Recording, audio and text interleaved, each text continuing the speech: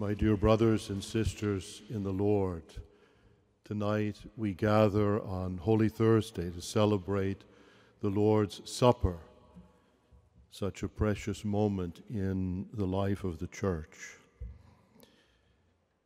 A few years ago, I remember seeing a film called The Pianist, and it was the story, a true story, of a very famous musician in Poland who played the piano for the Polish national radio station, and his family was Jewish. And in the film it depicts how the family is arrested and taken to the railroad station where they're waiting in these areas almost like cattle, where they're fenced in to be put on the trains and taken to the concentration camps. And the father of this family collects all the money that all of them have. And with that money, he's able to buy only a small piece of chocolate, because the people that were selling to these refugees were gouging them, charging exorbitant amounts of money for practically nothing. With all the money they had, they were able to buy a small piece of chocolate. And the father then broke this up and gave a piece to each of the members in his family. I was so moved by that scene. It was truly a Passover meal for that family. It was their Last Supper, and it was a sign of the love and the unity that they experienced even in the face of such evil and such darkness. In our own lives, there are many meals that are important for us. Thanksgiving for Americans is such a wonderful time when families gather and give thanks, our Christmas meals. But certainly in the history of salvation, the meal that stands out is that Passover meal that Moses commanded God's people to celebrate, to relive and to remember God's actions in their lives when God led them out from bondage and took them to the promised land. Jesus has chosen a Paschal meal, a Seder meal, for his Last Supper, because for God nothing is improvised. The wonderful symbols of the Seder meal for us in the New Testament come alive in what happens on Holy Thursday. At the beginning of John's Gospel, John the Baptist points out Jesus and he says, "There is the Lamb of God." Such a strange title, the Lamb of God. In the Mass, it's the most frequently used title for Christ. 6 times during the Mass, we refer to Jesus as the Lamb of God. But it's at the Last Supper where we see the full meaning of that Jesus is the Paschal Lamb.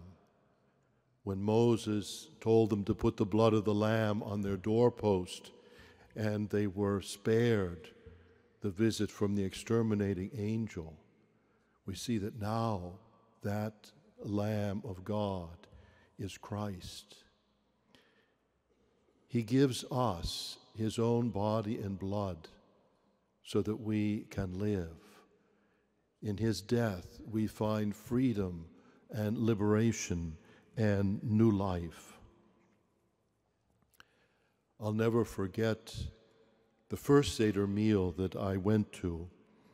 I was a young priest working in the Hispanic community in Washington.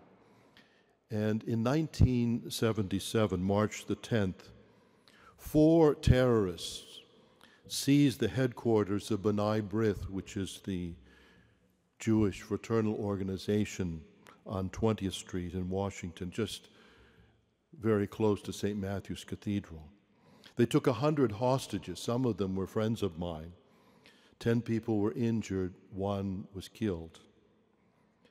And shortly after that, I was invited to go there with my parish for this Seder meal, which a wonderful Argentine rabbi, Leon Kanicki, had organized for us. And it was on Holy Thursday.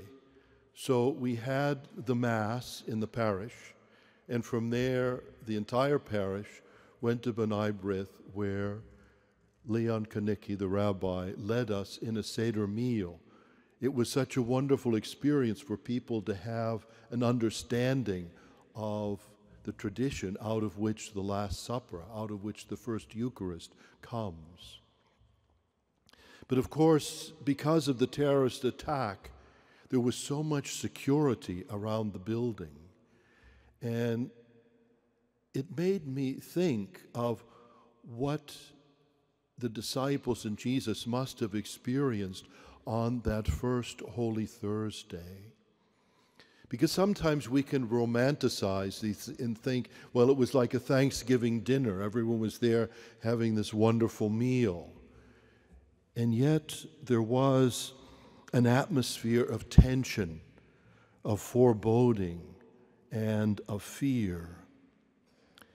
Jesus was gathering with his apostles. He is gathering with them to say farewell. Jesus gives us that beautiful discourse that we read in St. John's Gospel. And we realize that this Seder meal is not just looking back to the liberation from Egypt, but looking forward to the liberation to be won on the cross. And at that Last Supper, in this atmosphere of foreboding, Jesus must contend with the hatred of his enemies who are searching for him to arrest him that night, as well as with the sins of his followers. All of us, I'm sure, know Da Vinci's famous painting of the Last Supper.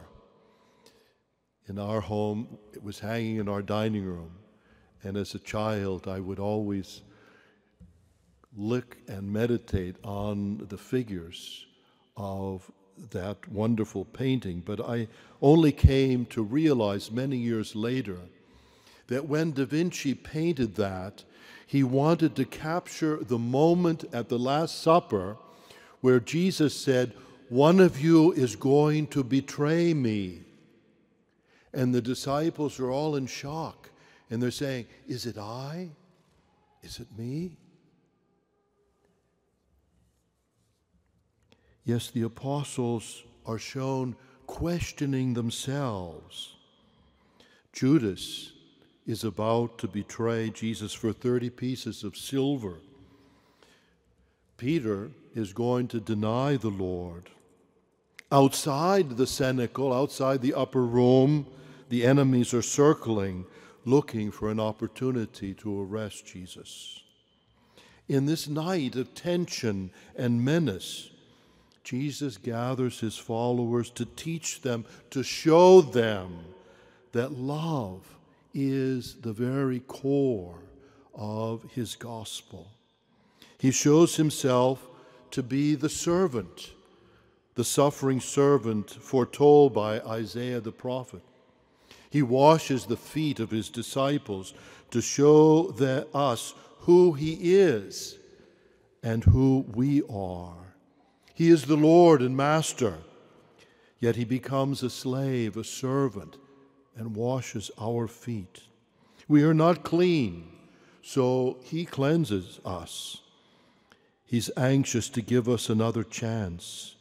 He wants us to know that he loves us in spite of all of our failings and all of our shortcomings. He never gives up on us.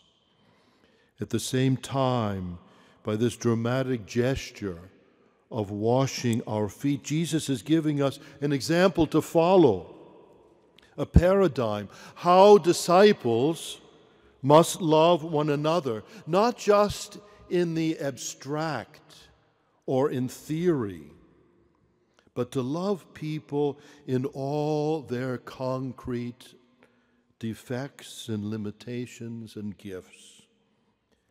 Jesus chooses this moment to give us the new commandment. He says now in this farewell meal, love one another. You, my disciples, I want you to love each other the way that I love you. Now Jesus' love for us is the measuring stick for the way that we must love each other. This mutual love and humble service to each other must be the hallmark that characterizes what being a member of Christ's church must mean. How many found their way into the early church because of the spirit of community and solidarity among those first Christians? They used to say, "See how much they love each other." That was the mantra. Let us strive to build a solid community where the way that we treat each other, the way that we forgive each other, the way that we help each other will announce to the world that the risen Lord is with us in our midst and that we are his disciples. And having given us this new commandment of love, Jesus makes a gift of himself to us in the Eucharist. The Eucharist is love taken to the extreme. May we grow each day in our appreciation for this sacrament, where the Lord gives himself to us. And may we be strengthened by this manna, this bread from heaven, so that we can find strength to make a gift of ourselves to God and to one another.